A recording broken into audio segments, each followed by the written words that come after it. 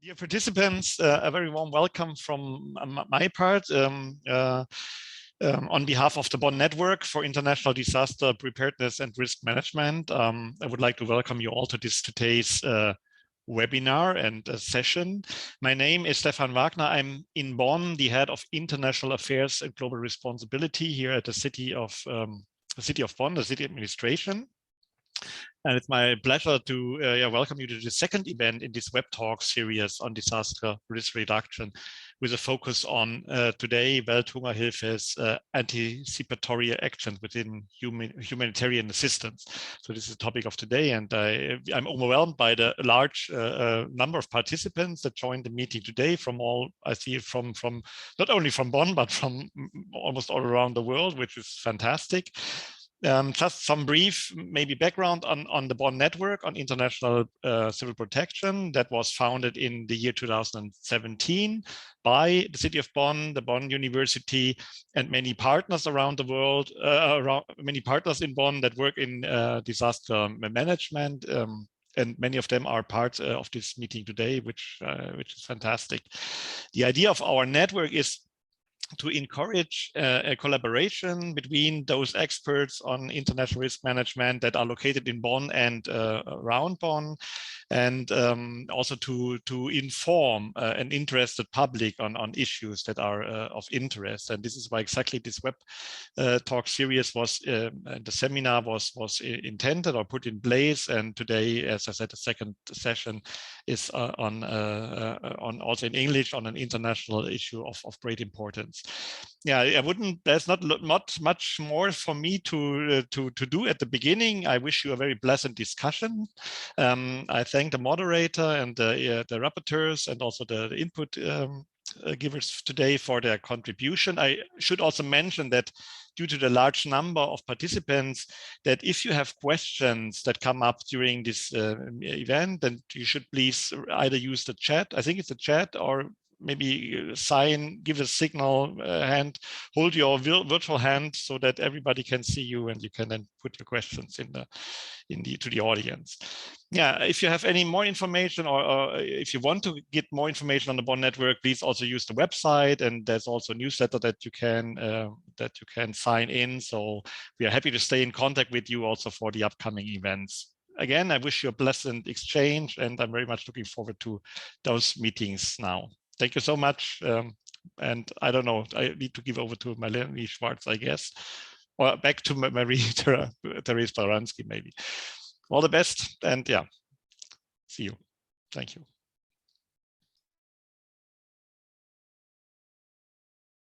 So maybe we directly take over, Dominic? Yeah, I was just going to say, you can directly start with your presentation. Okay. Can you see my screen? Yes, we can. So maybe you. I start. Yeah, also a warm welcome to everyone from me. I'm Dominic, and with me are my colleagues Julia and Amjad.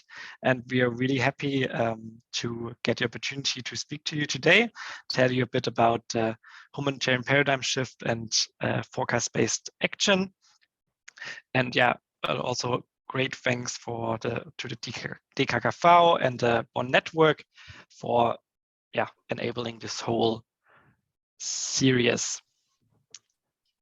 I would directly dive in, if you don't mind, because as I said, we're here to basically give you a short overview on how Welthungerhilfe, or WHH, if it's hard to pronounce, really try to change and innovate some of the ways we're working in humanitarian assistance, and give you some examples of it. So now now it's working. And how are we going to do that? First, we will give you a short, really short overview of the humanitarian paradigm shift, as we call it, talk a bit about what we think actually needs to change in the sector, in the ways we work, and then give you two concrete examples, one from our forecast-based action program, which is implemented in Madagascar, Zimbabwe, and Kenya, and then also one of our multi-hazard program which is together with the START network implemented in Pakistan. We also had planned to have a colleague from Tajikistan with us to give a short example about some things we implemented there. Unfortunately, he couldn't join, but we can still give you, or we're happy to give you some background information. We have a nice video about activities, and of course, also feel free to then ask questions about that. Yes, let's start right away. Why are we here? Why are we having this talk? And that's really because we want to reflect with you together on the way we are working, and show you an example how we think what needs to be changed, because we think that really our humanitarian system is somehow broken. And that's why we really advocate for change in the whole paradigm of how the sector is designed. Because as you know, until now, really, most of our work happens after disaster hit a place, after a lot of loss and damages is occurred, and after a lot of lives often are lost.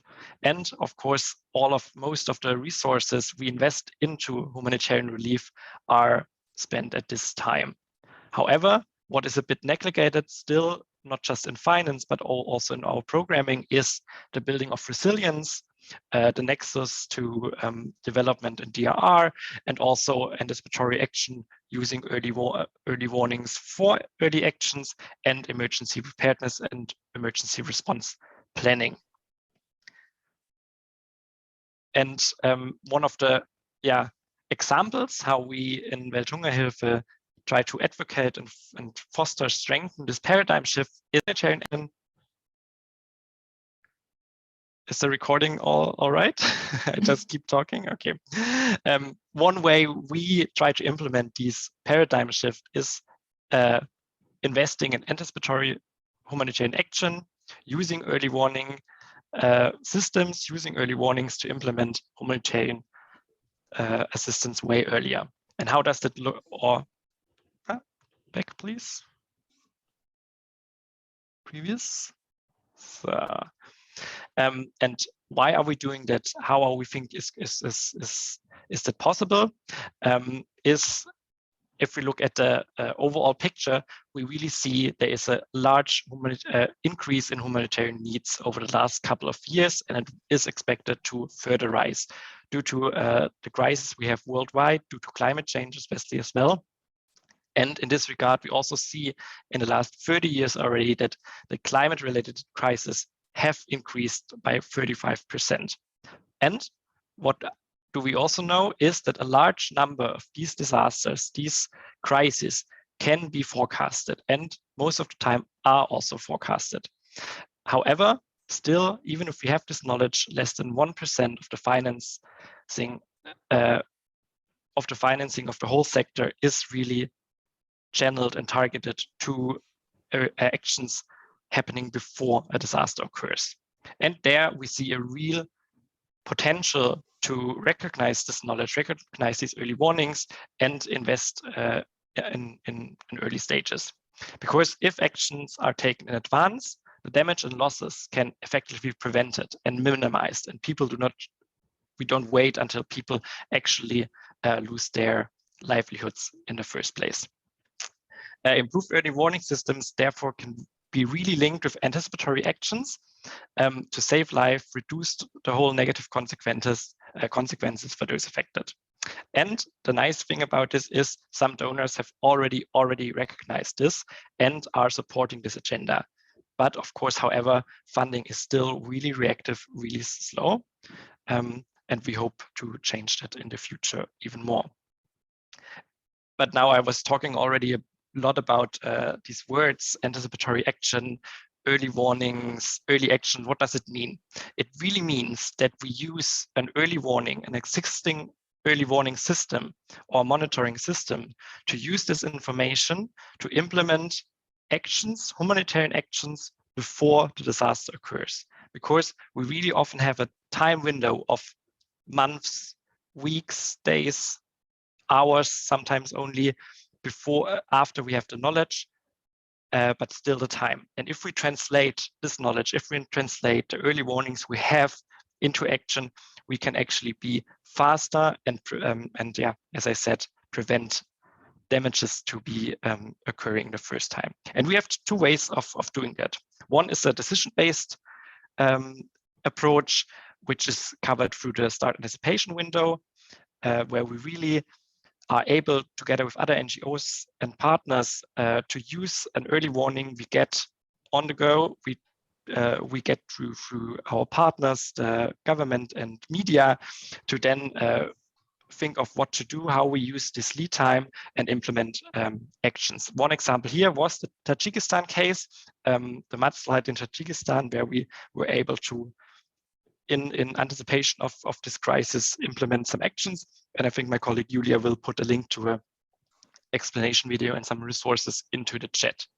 And the second large pillar we want to talk about today are really structured, long-term, trigger-based humanitarian assistance systems, so-called forecast-based action mechanisms, where we structuredly work together with partners, with communities, to build contingency plans, early action protocols, so-called, which are linked to early actions. So in the end, we have an automized, scientifically proof, and that's an important thing, pre-financed contingency plan mechanisms, which can be implemented as soon as we have the early warning in the first place without losing any time.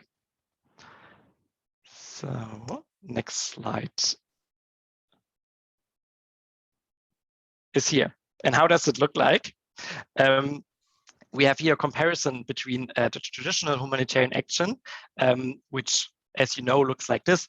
Often, if we take the case of drought, a drought has occurred, we receive the pictures from the media, we receive the reports from the ground, but funding only then is made available, and the emergency aid, for example, in-kind distributions, food distributions, is coming really late after even the peak of the drought, after lean seasons and after peaks of hunger season. People are then already affected after the aid is implemented. And we try to change that because we want to try to use existing meteorological systems, early warning systems, which can give us for each region individually thresholds, so trigger levels, which really tells us, or where we can really predict what will happen in case the weather forecast, the seasonal forecast is right. How will this weather forecast affect the food security of the population? And as soon as this early warning is triggered, we can implement our pre-financed contingency plans we build together with communities and partners to implement cash transfers, in-kind distributions, even before loss of the harvest, before the peak of the lean season. And two of the most important components of the systems are, as I told you already, are the early action protocols. These are really contingency plans which define thresholds which must be reached, scientific thresholds, in order to trigger financial resources and implement the early actions. These define whose responsibility is to act at what time, in which role. And what quite important is that the donors have approved them beforehand, and funding is made available beforehand, guaranteed, and can flow into the region as soon as we have a scientific trigger. And based on this are then implemented early actions, which really use the lead time between an early warning and the disaster in the end, or the natural hazard, to prevent, reduce the risks, and prepare people to effectively respond however they are needed. These are, of course, always adapted to the local concepts, mostly identified participative with the communities, and really then try to use the existing capabilities and existing coping strategies to have the largest impact. For droughts, in our case, for example, they can be early cash distributions before the loss of the harvest, for example, before the prices raise. This can be the distribution of drought-resistant seeds, trainings, or activities for parasite control. And to be a bit more concrete, even before I hand over to a colleague, is how are we doing it at the moment? One example is our forecast-based action program, which is implemented with the help of the German Federal Foreign Office in Madagascar, Zimbabwe, and Kenya. And there in selected regions, we really, together with partners, develop these early action protocols, develop or link them to the existing or new early warning systems we have in country, try to predict food insecurity before it occurs, and then implement our early actions.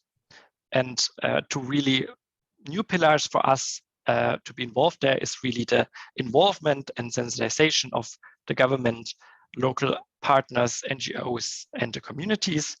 And of course, we try to also use this for our localization agenda and have a system in place where EAPs are really owned by local NGOs and local community-based organizations, which are then also responsible for the community-led early response in this case. So, and since that was still a really theoretical, I will now give over to my colleague Julia, who can give a real hands-on example from our first trigger in Madagascar. Perfect. Thank you, Dominic. Maybe I quickly introduce myself. I don't know if Dominic did so, but I'm junior expert for forecast-based action, and Dominic is our program coordinator. So we are both part of the program management unit of the forecast-based action program implemented in Madagascar, Kenya, and Zimbabwe. And yeah, so I now have the pleasure, as Dominic already said, to present to you our first trigger implementation, which took place in 2021 in Madagascar. So as probably most of you have heard, there has been a very bad drought, one of the worst droughts in decades in Madagascar. So naturally, also we had our first trigger in the north or northeast of Madagascar. You can see the district marked in red on the map. And yeah, this trigger was then followed by our first implementation of one of our early action protocols. As the situation in the north was not as bad as in the south, the threshold we reached was rather low, and therefore our implementation targeted only most vulnerable people. This means that not a very high loss in harvest or very high increase in food insecurity was predicted, but those increases were still high enough to make it necessary to take action to help actually the most vulnerable to withstand even those drought impacts. So the overall goal of an implementation of our early action protocol is to prevent negative coping strategies and to minimize, of course, the impacts of the impending drought on most vulnerable households.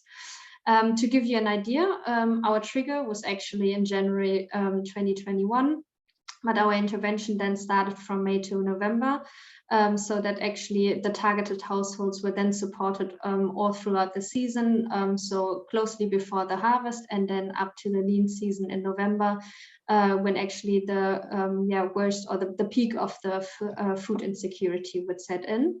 And the early action we chose was unconditional mobile cash transfers, but I will explain in more detail how this all panned out on the following slides. Let's see if I have control again. Yes, I have.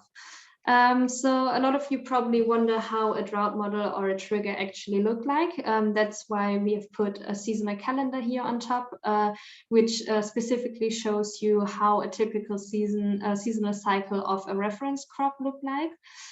In our case, our reference crop is upland rice in the north of Madagascar.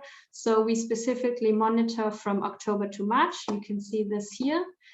So we monitor from October to end of December the seeding phase, and then from January to March we monitor the vegetative phase of the plant. And the indicator we monitor is the so-called WRSI. So the WRSI stands shortly for Water Ratio Satisfaction Index. And to explain what this actually means, this this basically tells us how much water a plant needs when during its stage of maturation. But yeah, to put it even more easily, of course, the lack of water for a plant equals that the seed or the plant will not be able to mature correctly. And therefore also if we have some lack of water in these kind of stages where we monitor, this also means there would be no or only little harvest then later on in May here where the harvest will take place. And of course, this will then result into food insecurity for the population. Our drought model then, which you can see here, takes the WRSI figures and calculates how big the impact would be, meaning how many people will be affected and how badly will they be affected. And this takes all in all 3 activations in a row to be actually triggered. So you can see here in the seeding phase, October, November, all the numbers were in the green corridor, everything went well, but then already in the end of the seeding stage, so in December, we received first warnings. These were not activations yet, so we were just warned that the numbers are getting close to an activation. And then in January, we had our 3 activations, which then resulted in a trigger for January.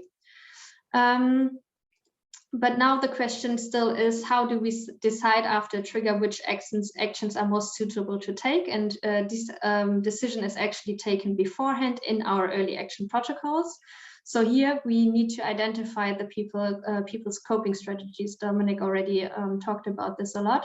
So we need to actually predict what will happen when. And here again, we use the seasonal calendar, which tells us exactly this. When will people do the seeding? When will they do the harvesting, etc. But also we look at other income sources which might be affected or not be affected of an impending drought, also telling us more about what people would do. These kind of other income sources could be some sort of labor income, but also livestock, etc. Through this, we are then able to identify possible entry points for us to know what people would do and how we can actually steer their positive coping mechanism or prevent them of using negative ones. We have various methods to actually identify how coping strategies look like. Some of them are, for instance, participative methods. You see one here down below, where we did a focus group workshop. So together with the target population, we reflected what they have done in the past, maybe if a drought was impending. We also reflected with them on what they would like to do in case another drought is coming and what would help them best in specific scenarios of drought, like specific scenarios if it is a bad drought or a rather low drought, what would be the best actions. But also we do expert consultations. So this is what you see in this photo. This was also taken from Madagascar, where we did a workshop with the local and national government structures and the Met offices, where we specifically analyzed what actions will have the most beneficial effect for the target populations. Then we also do research projects with universities working together on, for instance, drought models, etc. We do real-time observations and we analyze previous drought, for instance, what worked there and what didn't. And then in our trigger district, we did exactly this, and there we identified very diverse coping mechanisms. We listed them here. So for instance, we saw that people would resort to insufficient calorie intake through reduction of meals, meaning that, for instance, parents reduce their meals in order for their children to have sufficient food. But then also intake of less preferred foods. This could, for instance, be a food which is less nutritious. Labor migration, so people leaving their districts in search for work and better living opportunities. And then also an increased school dropout rate, meaning on the one side, maybe the school fees cannot be afforded anymore, or the children are being sent to work in order to also contribute to the household income. So this is why we decided to go for unconditional cash, because we are most likely to cover most of these strategies, even though they are so inherently different from one another. And to then support the households along the season, we calculated the gap in household income and distributed our cash transfers in 6 tranches overall over a period of 6 months. So as I said, from May to November. And this then allowed us to support the community from pre-harvest, so before the harvest in May, and then up to the lean season where the food security would be at its worst. But it also helped us to ensure an alignment with the social security net. So we worked together with the government and ensured that potential security net programs work together with our program. Yeah, and now lastly, to give you a better idea how an EAP or an early action protocol implementation can actually look like, I think we managed quite well to accompany our whole trigger implementation with a photographer. And here we have this kind of, let's say, step-by-step process how an EAP implementation looks like. So the first picture shows you how we registered the beneficiaries for their mobile bank accounts. So mobile money was not something which was widely used in the community where our trigger was implemented. So naturally we had to register the beneficiaries first. That's why also we couldn't just distribute the money from our trigger on. For some of the beneficiaries, it was even their first mobile bank account. And then on the second picture, you can see our colleague Miarinsu in our mobile phone distribution. So each beneficiary household received a phone in order to receive information on the route and also on the cash distributions. And then on the third picture, as I said, some households were not really familiar with mobile money. So we did some trainings on the use of mobile phones and of mobile money, explaining to them that they will receive a short message when their money is actually available. So every tranche, every of the 6 tranches was actually accompanied by an SMS informing each household that they can now pick up their money. And then lastly, of course, the most important photo of the distribution of mobile cash itself. So people were able to pick up their money. And yeah, so overall, our cash distribution is now finalized. We finalized in December. And yeah, all the different tranches have now been paid out. And in our post-distribution monitoring, this really showed us that the targeted households were actually very satisfied with the distributions. And yeah, maybe that's it from our side now, from Dominic and my side. I know the time is already running. I think we managed quite well to fill our half an hour, but I will now hand over to our colleague Amjad so he can present their disaster risk finance program in Pakistan. So thank you very much. And yeah, I'm looking forward to your questions later, and I will stop sharing now. Just check. Did I stop sharing already? No. Thank you, Julia, and thank you, Dominic, for setting the stage. Let me start by my presentation, and please confirm if you people can see my screen. Yes, we can see it. Wonderful. So, first of all, I'm really happy and glad to talking to all of you, and greetings from Pakistan. Pakistan Disaster Risk Finance Program is more or less based on the same principles on which Madagascar program is based, but it primarily covers a bit wider range of hazards, or we can call it a multi-hazard disaster risk financing program. Primarily, it covers heat wave, drought, and floods simultaneously. Looking at the foundation on which the model is based, on one side we have got scientific models on which we trigger, and then, as Dominic pointed out, certain protocols and contingency plans which are made with the help of the communities, and then flexible and easily accessible funding mechanism which is already pre-positioned. So once the triggers are linked directly with the funding and the plans, as soon as the model hit the triggers, the funding is released for the plans which are to be implemented. There is yet another aspect which we have added in Pakistan, that is the coordination and the governance mechanism, because all these 3 components cannot really function well till the time they are very well coordinated. And in Pakistan, the aim is, the aim is that we are, through disaster risk financing, planning and funding, preventive and anticipatory actions through the local non-governmental organizations. And our aim is to strengthen, our aim is to empower the local non-governmental organizations. And although international organizations or the bigger organizations are part of the disaster risk financing program, but still we have laid down certain protocols where the international organizations cannot access the funding till the time their downstream implementing partners is not a local organization. Primarily, What we intend achieving is to reduce the disaster risk by predicting a hazard earlier and then designing the whole program with the help of the local organizations who are the representative of the local communities to minimize the future risks.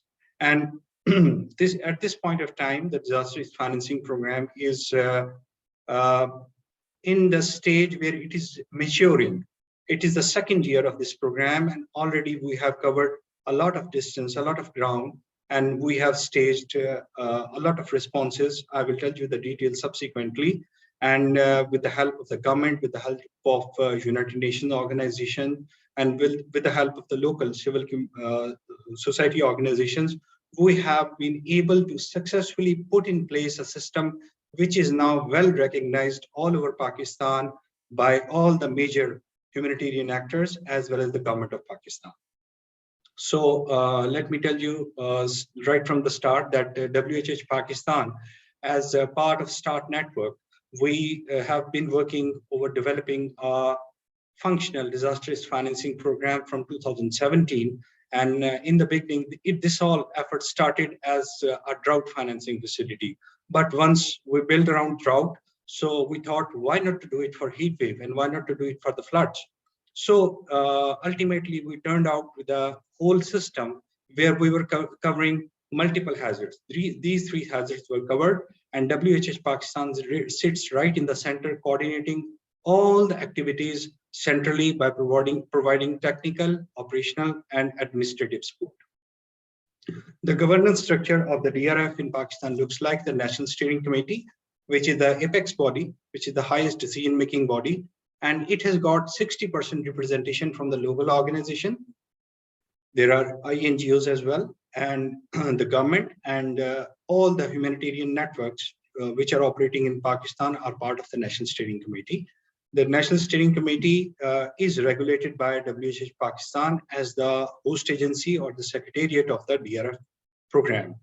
And then based on the three hazards which I just talked, flood, drought, and heat wave, we have constituted three technical working groups, which are very fundamental to the governance of the models, because the models which we have developed scientifically, although they have been developed with the help of START network by the expert based internationally, but these technical working group who are comprised of the local organizations, they are the custodians of these models. All the models are being taken care of, monitored, and the warnings are issued and the triggers monitored through the help of these technical working groups, and the local organizations form part of this technical working group. So coming over to the details of the models, let's talk about the heat wave in Pakistan. As you are aware that Pakistan lies in a temperate zone, and the hottest part of the year, it starts from March and ends in October. And the heat waves are commonly in Pakistan observed in May, June, and July, was the temperature sometimes even touches 50 degrees Celsius. The model which we have built in Pakistan is primarily based on a global forecast system, which is primarily funded, you can say, based on the data provided by NOAA, and the risk is attached from 1 in 3 heat index return period. The heat index is primarily the value that would have triggered on average once every 3 years. That is the trigger we take. And the GFS model provides us a very convenient update, 10 days forecast, and we can very confidently issue a trigger of a heat wave based on the heat index 9 days before event could happen with a 60% probability. But as we go closer to the event, 7th day is primarily the best, with the confidence of almost 90% certainty that the heat wave event will happen. So we take 7-day lead time where the funds are mobilized if in case of trigger, and there is a, you can say, much confidence in the forecast at that point of time. The second trigger is, the second model is based on the Commissioner Karachi model, which is already operational in Pakistan. That is based on certain temperature thresholds. It primarily tells us that the maximum temperature at the daytime would be above or equal to 42 degrees Celsius, and the nighttime temperature does not go below 30 degrees Celsius. If these conditions keep continuing for 3 consecutive days, the heat wave model triggers and the response comes into the play. So prior to this placing model, what we do is that we put in place contingency plans, which are made with the help of the communities and the local organizations, and the funding is tied with the trigger. As soon as we have the trigger, the funding is released for the pre-positioned contingency plans, and these contingency plans are turned into anticipatory response plans. So these are the figures which I am very proud to present, that what we have been doing over 2020 and what we have achieved in 2021. These are the amount of people we were able to save in these districts. In 2020, there was only one trigger, and we were able to reach almost 4.5 million people in 6 districts of Karachi city, that is urban heat wave. And then in 2021, there were 4 peri-urban and rural districts like Larkana, Sibi, Jacobabad, and Multan, where the trigger was there for heat wave, and we were able to stage very successful anticipatory response in these areas. These are a couple of pictures which I would like to say that would let you know that what interventions we are doing. We primarily distribute heat wave kits to daily wagers who work on the streets, to the vulnerable groups like women who work. And then we set up temporary cooling facilities at public places like bus stands, markets, where people can come, or if a person is feeling not well, the paramedics are there and they can help them. And even the government, if you see on the picture on the left, this is Assistant Commissioner Sibbi distributing heat wave kits to the population. And then last but not the least, we use community groups. This is a mother-to-mother group where the trainers, or you can say people go and they tell people that in case of heat wave, what precautions are to be taken for the women, for children, and for the elderly. And such like efforts, we have been able to save a lot of lives in Pakistan. So the next model we have, it is more or less made on the same way the model of Madagascar is made. But in Pakistan, we target only one crop, that is the winter wheat, which is sown in the Rabi season, which is the winter season in Pakistan. Because with experience, what we have learned that in Pakistan, we cannot employ any hydrological drought anticipation model because of the artificial irrigation system. So we use this model to measure the output of the crops through the NDVI maps, and these yield of the crop give us the exact amount of, you can say, hazard or risk which a community is going to face in the coming months. And to build a model and to build a trigger, what we do is that we estimate the expected yield and the production, and the data is collected from the previous 50 years from irrigation department. We define a trigger, and I will subsequently come what the trigger is. Then we calculate the probability of the trigger being breached, and the trigger, if the trigger is breached, and what is the probability. Calculate the number of people which are going to be affected if a trigger is breached, that is the yield. If it is below a certain level, how many people are going to be affected by it, and funds, a trigger would respond that how many funding will be required. These all things are then calculated, and then this all data is informed to the technical working group and the communities, and with the help of those communities, we go about making the plans. The DRF scheme is primarily in Pakistan, is designed to trigger roughly every 5 to 7 years. The trigger threshold for each district across Pakistan is based on the 20th percentile in the yield of winter wheat. And what we have seen with experience that we start harvesting the wheat in various areas of Pakistan from the March. So March onwards till June is the time where anytime we can receive the trigger for any particular district, that this district has got the trigger that is the 20th percentile in the yield, and the yield is less, and the people are going to be affected in the coming month. And the threshold for defining the probability, the best is 0.5, that is the 50%, that is what we have for the model in Pakistan. And the output level is the district, divisional, and the provincial level, which we accumulate at the national level for various districts. So in short, I would say that the crop which we observe is the winter wheat crop.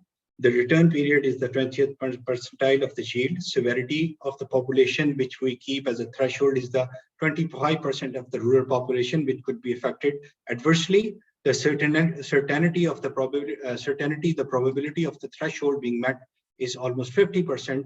The lead time, it gives us March or April. The trigger, if it is there within a month or two, we can mobilize and reach the affected area before the effect of the drought can be pronounced on the ground. And then the vulnerability of the people is based on the MPI value, that is the 75 percentile, and the risk output is aggregated up to the provincial level, because various provinces are there in Pakistan, primarily 4 provinces: Sindh, Balochistan, Punjab, and Khyber Pakhtunkhwa. So every province has got its own dynamics. So we, at this point of time, are not going on the national risk, overall risk output. It is done at the provincial level. So in 2021, in 2020, we deployed the model. And by April 2021, we received a trigger for 3 very high-risk districts within the Sindh province. We responded for 48,000 households. And we are not doing any cash distribution. Rather, we are more banking on direct interaction with the communities, building their capacity on drought-resilient agriculture practices, and how to raise their livestock in case of lean times, distribution of seeds, and demonstration of how with less water, the fodder and the seasonal crops could be grown, agroforestry and homestead vegetable production, provision of multi-nutritional feeds and fodder for the livestock, support to the government livestock department for immunization of the cattle, and a village level awareness raising session on destocking, so that the people cannot, like people who want to sell their stock because of lack of fodder, are not exploited in the market. Skill development or technical and vocational training in the case people are out of job, they can start their own other businesses, and hygiene promotion activities amongst the communities, especially women and children. So with this, I would like to show you a video which is going to really interest you. This is just a 2.5 minute long video.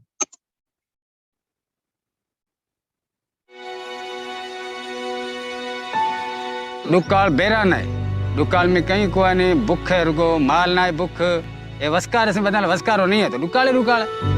असी रोजगार ले तो असाने बरसात मत है, बरसात नहीं थी पे जा दुकाल आए।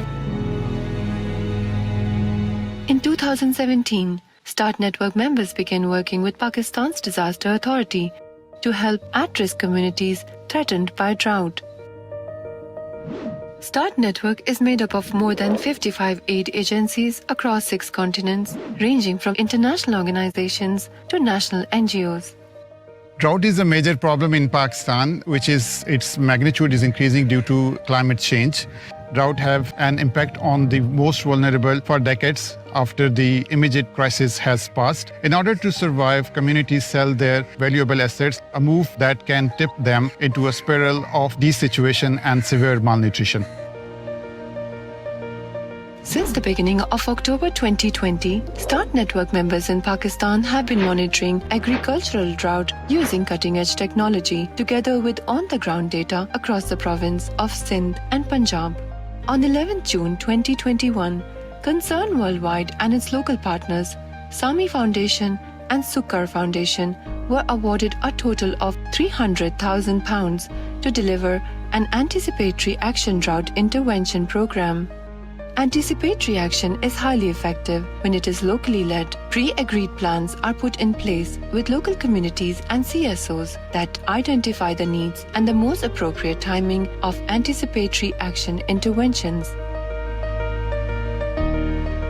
The project started on the 11th June, ahead of the anticipated crisis peak in the upcoming months.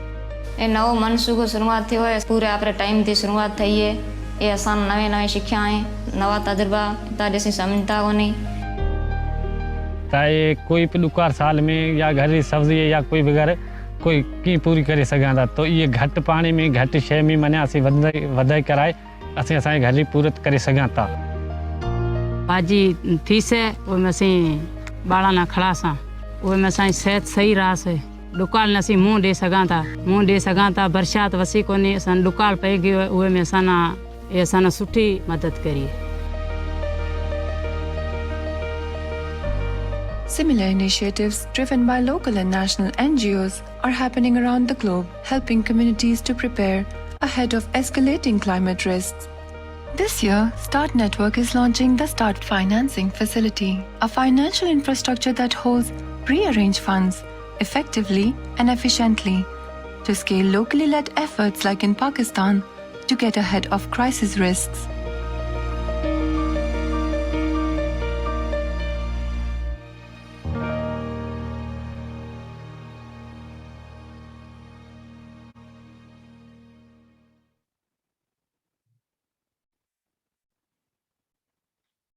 Thank you very much for your viewing the video, and I hope you enjoyed it. So coming over to the flood model. Flood model is a bit complex. Pakistan, as you know, the most predominant hazard we have in Pakistan are floods.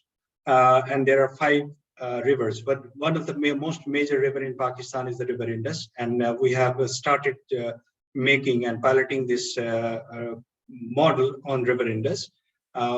Initially, JBA associates were hired to make a flood model, and this model has 2 parts. First of all is the Global Flood Awareness System, GLOFAS, which is a hydrometeorological forecasting model. And in the second step, this hydrometeorological forecasting model's data and inputs is transmitted and transferred into hydrological forecasting through LISFLOOD, which is proprietary by the JBA. So through this model, we cover almost 58% of Pakistan, most high-risk districts that is spread across the 3 provinces, starting from Khyber Pakhtunkhwa to Sindh, 132 districts in 4 provinces.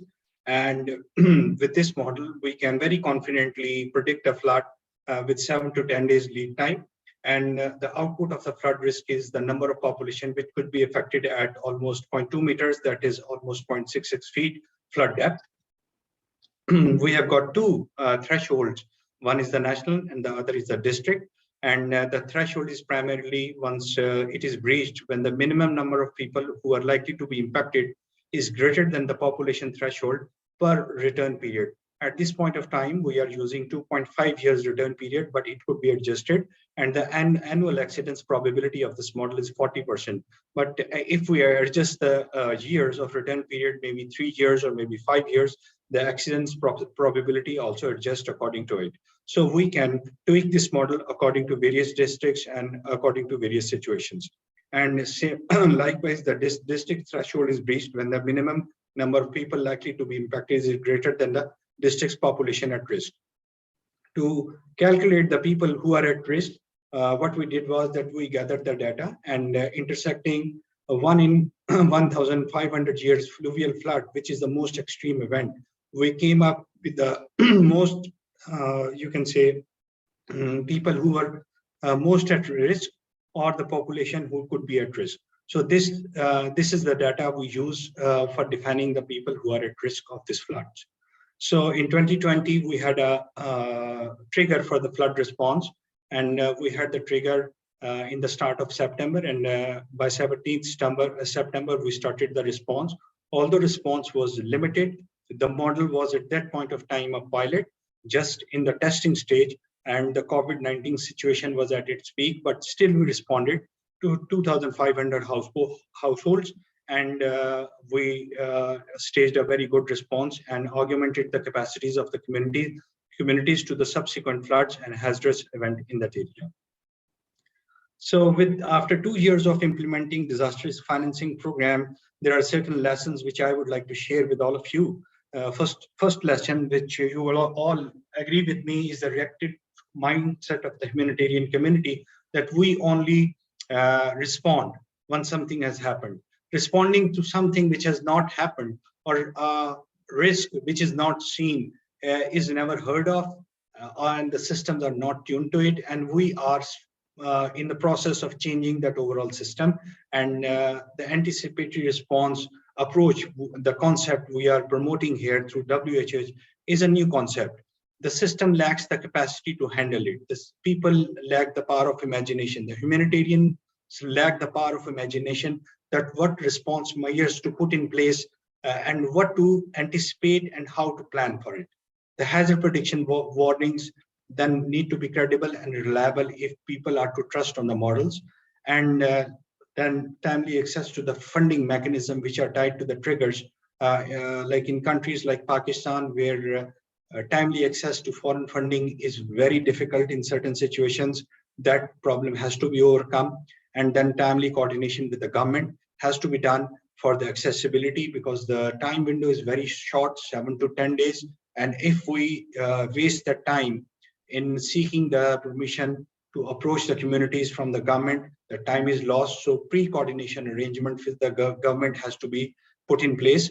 And then involvement of communities is very important. Anticipatory actions, we have learned that anticipatory actions which are designed with the inclusion and involvement of communities are more sustainable, more effective. And last but not least, that we have been implementing anticipatory response during the whole COVID-19 situation, and we have adapted the whole humanitarian sector to it, that follow the SOPs, follow COVID-19 guidelines, and we can still approach the communities, we can still go on ground and deliver the humanitarian assistance, anticipatory response, but we have to be flexible and change according to the situation and follow the COVID-19 precaution guidelines. In short, I will just summarize by saying that over the last 2 years, WHH being the host, and 22 organizations of Start Network with almost 570K, we have developed 3 scientifically, you can say, technical models, which are able to generate very credible and good lead time triggers and forecasting. We were able to assist almost more than 754,000 people, and with more than 47% of the aid being allocated to the local downstream partners or local organizations. Thank you very much. Over to you, Dominic and Julia, and we can take the questions. I'm sorry if I have overshot my time. Over to you. No, not at all. I think you're very good in time, so thanks. I already saw we have a lot of questions in the chat, but maybe already there's a hands up, so maybe we can take this first. Zakari?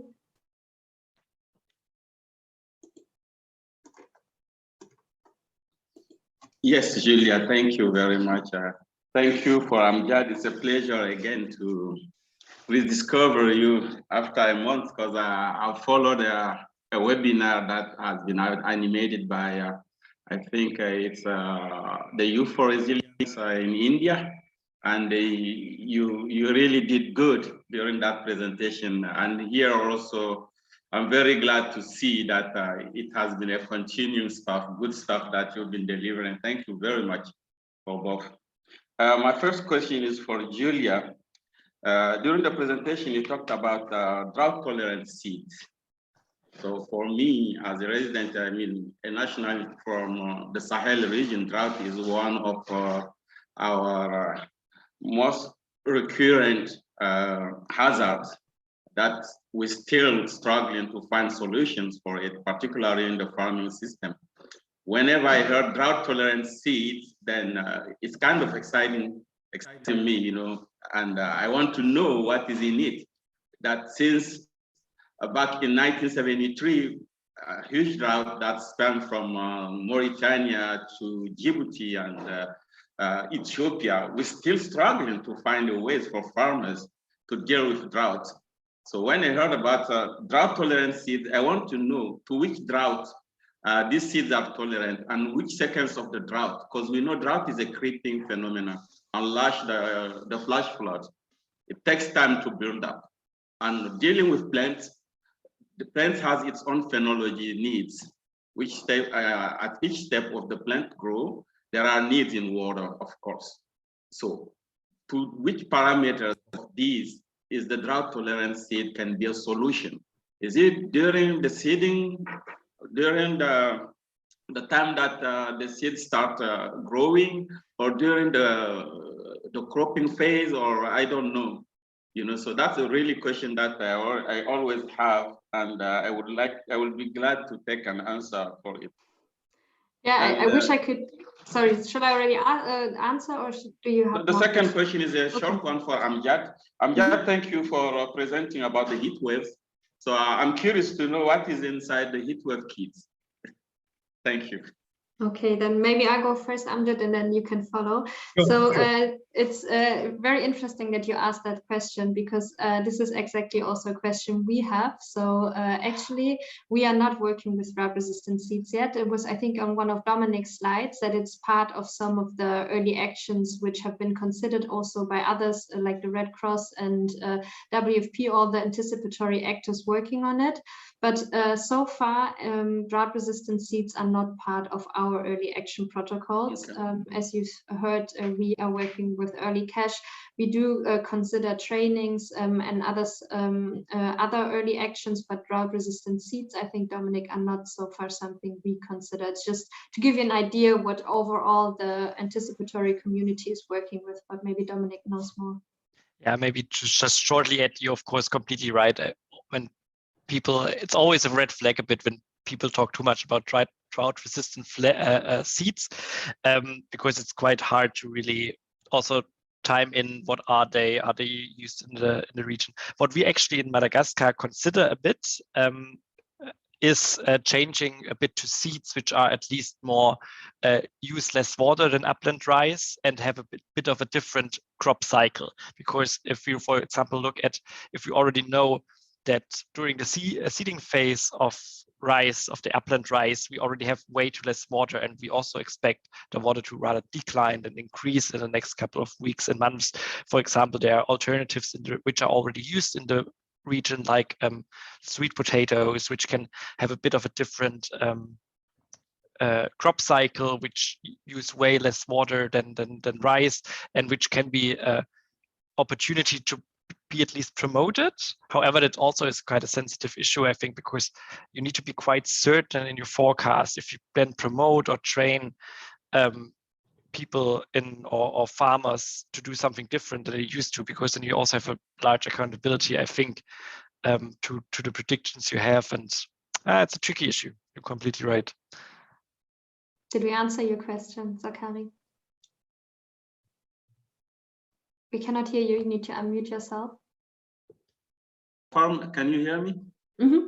Yeah, the reason why I asked the question, for farmers, drought has different meanings. It can be a late start of the rainy season. It can be an early end of the rainy season. It can be a long dry spells occurring during a particular point of the growing season for the plants. And there also, it depends on which kind of speculation the farmer is growing. That's why I asked the question, but thank you for Dominic bringing about the facts concerning, regarding the rice growing in Madagascar. For the rice, I think it's a flooded mode of growing the rice, which is in contrast, total contrast with the kind of speculation we grow here in the Sahel, like millet in India also, I think. I'm not sure about Pakistan, even though I saw, I'm just showing a picture of the Zai systems that we really use here as a drought coping mechanism also. So this is why I asked the question. Otherwise, thank you very much for sharing these experiences with us. Thanks. Perfect. Then maybe Amjad can answer his question. Yeah, thank you very much. The heat wave kit is very simple. It contains an umbrella or a headgear to save from the direct sunlight, some ORS or supplemental salt sachets, packets, a thermos where the people, or a water bottle where they can store some water while they are outdoors, and last but not least, a small packet where they can store all these things, and some promotional material which they can disseminate to their family members. Some basic messages written, what to do in case of heat exhaustion, what to do in case of heat stroke, and what are the signs and symptoms of heat exhaustion and heat stroke. Thank you very much. Thank you. Maybe then next question, Niroj. Hi, can you hear me? Okay, great. Hi, I'm Niroz, a UNU EHS alumni, and I'm currently working as an intern at UNSERV. I really liked your presentation on anticipatory action, and something that we are also working on. I was wondering, we primarily discuss anticipatory action in this sphere of climate-related emergencies, but conflict also is a major, it also takes a major share of the humanitarian financing when it comes to global emergencies. And I was wondering if you or any other organizations that you know of work in this field, or have any experience, or are going to work in this field to anticipate conflicts in global humanitarian action. Thank you. Maybe if I shall, because we also know it's quite a large discussion at the moment around how can we use anticipation for conflicts and in conflicts. So both climate-related disasters in conflict zones are also quite, I mean, hard to get by, but also, as you said, like the impacts of the conflict directly.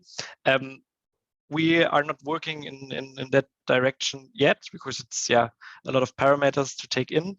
And I only know about the scientific discussion around it, and that there's a lot of attention at the moment that really people think of concepts to engage in it.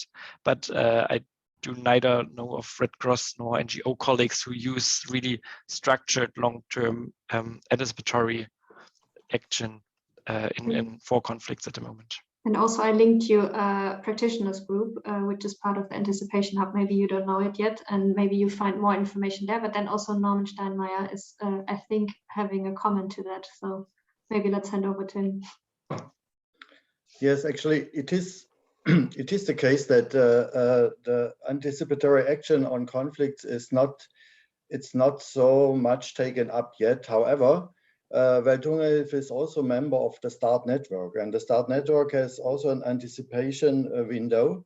And within this START network, from time to time, there are anticipatory alerts, let's say on IDPs. Yeah, if incidences happen in one part of the country, and the people who are not waiting till the incidents happen in their area, but are moving early in anticipation of the violence to other areas. So we have in the START network, we have anticipatory alerts on conflicts and IDP movements and refugee movements. Thank you. Thanks. And Julia also posted a link to a working group on working in conflicts, actually, in the link. It's always nice to see there some resources, also contacts to people's. That's fine. Shall we move over? Because I also collected quite a lot of questions from the chat. For example, on the first one, I guess, was on different factors and indicators used in the models. I can, I think maybe I start, and then Amjad, you can share from your side as well, is that we do not just look at climatological or biophysical indicators like the WRSI, which Julia presented, but this is always matched up with also vulnerability data and household economic data. And so this all socioeconomic side of things is also calculated in, because of course we need to know a bit of the level as well. The more vulnerable people are, the also more hard or in different ways they are then affected by the climatological conditions, and that's why we calculate both in at the moment, but it will also a bit increase in the future, hopefully. Amjad, I don't know, maybe you can add from the models in Pakistan. Yeah. Thank you, Dominic. Choosing an indicator is different according to the hazards you are talking about. If we talk about heat wave, it is primarily affecting human health. So you have to be more concentrating on the human health prevalent, or the health indicators prevalent at that point of time, or the vulnerable groups like children, pregnant women, elderly. But at the very same time, it is very tricky that all these people which are just identified they are the ones who are not too exposed. The exposed ones are the ones who are earning the livelihoods, and they are outside the younger generation. And with experience, we have seen that those are the people who are exposed to the sun are more affected by the heat wave. So such like health indicators help us once we are looking at the heat index. However, for once you are talking about drought and flood, so there are various indicators like multidimensional poverty indexes, the socioeconomic situation on ground, the various vulnerabilities like of the communities. So all these indicators we accumulate together, as just Dominic mentioned, that we do conduct the household economy analysis once we are planning our responses for drought and for floods. We tend to look at the poverty indicators as well, but for heat wave, we usually don't do that. Thank you very much.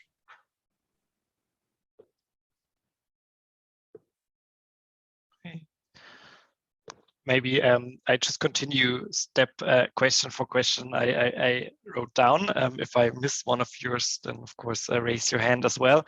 There was a short question about where the now actual difference between the traditional preparedness activities and anticipatory action is. And I think it was already a bit answered in the question already. It is actually really the funding, which is pre-agreed and set aside securely, like really allocated beforehand.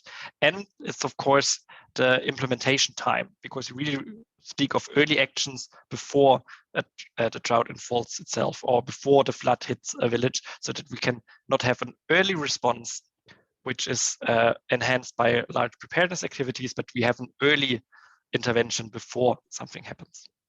Maybe I can come in there, Dominic. Also, maybe a difference in DRR preparedness, you normally prepare for the general hazard of a drought occurring. And we have a specific hazard, like this one drought, which is upcoming in the next months, or this one heat wave, which is coming, which is also a difference. So we specifically go for one event, which is upcoming, and not for the hazard in general.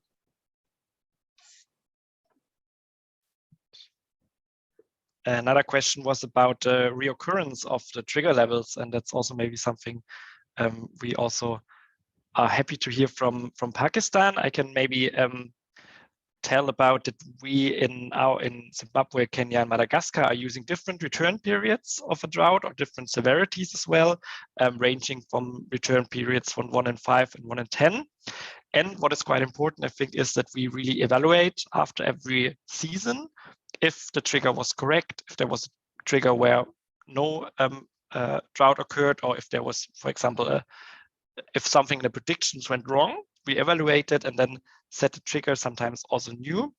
And of course, it is quite important to also take into account these cascading effects, because if you have, for example, dry spells or bad conditions several years in a row, you also have to adjust a little bit of the level of seeing at the vulnerability data. How would maybe even less severe dry spells affect people way more than expected? So you ongoingly have to adjust, and we are adjusting that ongoingly after every season. But of course, it's also a bit like limited to the funding we have and to the situation around. Amjad, maybe also over to you. Thank you, Dominic. I would just quote here an example from the heat wave season. Once we were responding in Sibi and we were about to close, because our anticipatory response is short-lived. It's about 15 days. As soon as the event is set in and it is happening, we normally close our anticipatory response, because it is what we say is before hazard has happened. So once we were responding to heat wave in Sibi this May, exactly 10 days after the anticipatory response finished, another heat wave spell came in. So what we discussed and we defined is that once we responded in anticipatory response, we reduced the risk. And after the heat wave happened, there was an emergency response. So there are various risk layering. This is the risk layering solution. And once the subsequent heat wave happened, the people were much capacitated, made aware of, and they were told of how to ward themselves or guard themselves against the effect of the heat wave. So there was not much of a need to respond at that point of time. But these situations are quite diverse and different once you talk about floods and drought.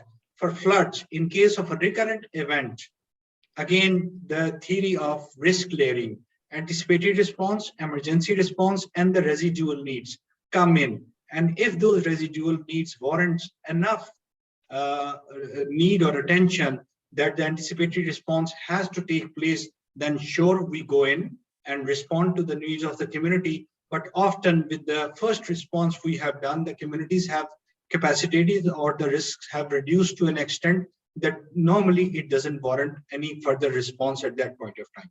Thank you.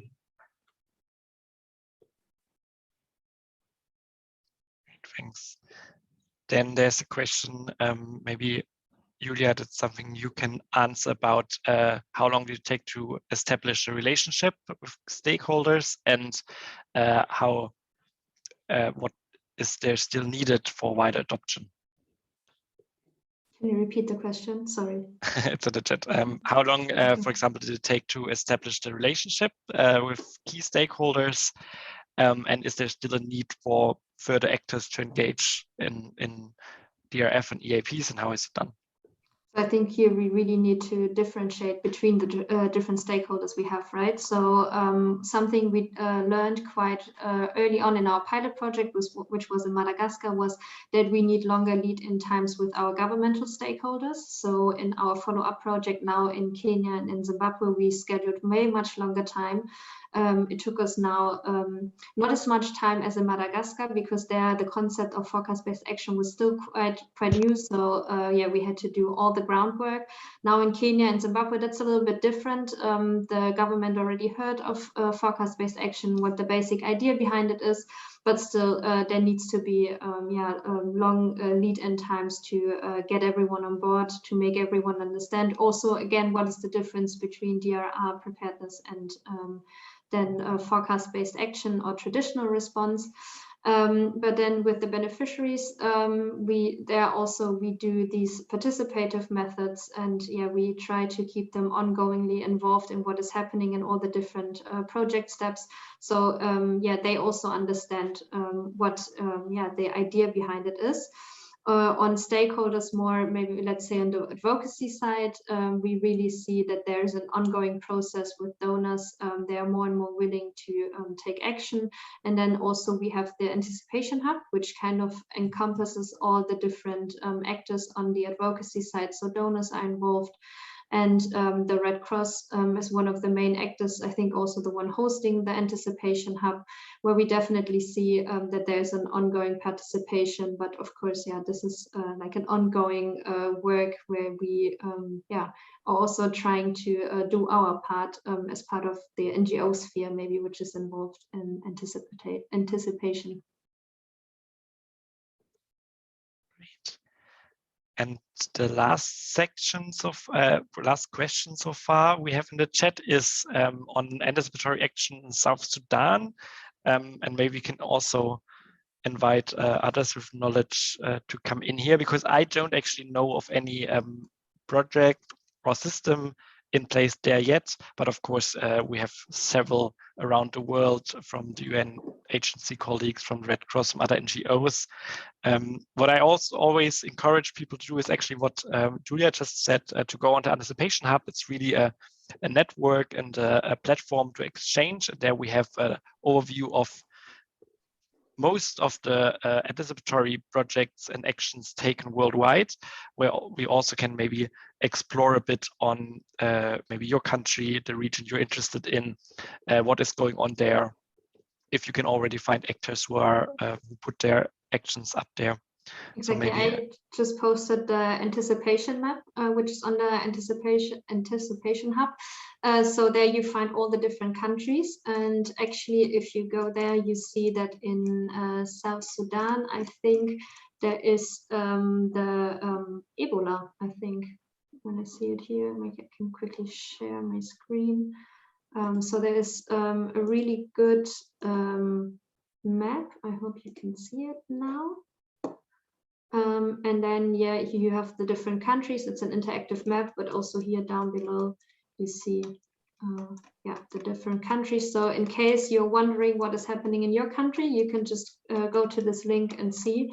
But yeah, it's here. I see there's no link to it. So it's just here. If you click South Sudan, here you see the hazards. So I'm not sure if there's no, like, it's not really filled in. But yeah, maybe this helps you in case you're wondering about any other country, what is happening there. You find some more information.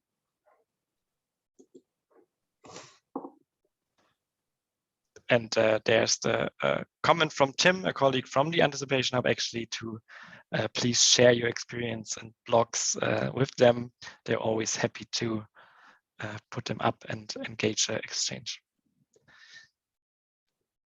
Any further questions from the audience, from someone, even comments, even ideas? Feel free to come in. Dominic, I would like to comment here, looking at certain messages in the chat box, that for anticipatory action, the base is a model which can predict, and that too with a certain lead time, which can give us an opportunity that we can approach the communities and respond and put in place appropriate response measures. So any hazard which can scientifically be modeled, in theory, the anticipatory response can be built around it. But certain hazards like earthquakes, or to some extent conflict, which is a political hazard, which cannot be predicted in exact time and space, building a credible model to which we can respond successfully is sometimes a challenge and difficult to do. So the basis remains the three pillars: a model, contingency plans, and easy accessibility to the fundings, which is linked with the scientifically based models. Thank you.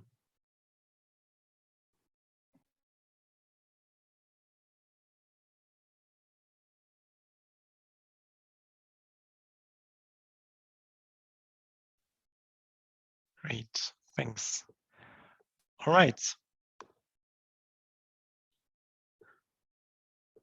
We're happy to take additional questions. If not, I guess I hand over back to the colleagues from the DKKV. Yeah, Marie-Therese already left, but I can say a few words. Thank you, Dominic, Julia, and Amjad, did I say that right? For your great presentations and for joining us today, and also all of you for your active participation and the discussions we had. Very interesting. I think, yeah, we can close the meeting here if there are no more questions. We recorded the meeting, so we will share that. I think we'll upload it on a YouTube channel, but provide a link. And I also read some question about sharing presentations. So if you are happy with sharing your slides, you can maybe also just send them to us, and then we can see how we distribute them. And there are also new Webtalk series. I think we don't have a date yet for the next, but I heard it's about wildfires and civil protection, or volunteers in and civil protection. So any news will also be shared on the network website. Yeah, always have a look, and I can also provide the link again in the chat. And yeah, thank you all for joining. And I hope to see you for another Webtalk series. They are usually in German, so maybe not all of you can join, but yeah, thanks from our side, and then have a nice evening.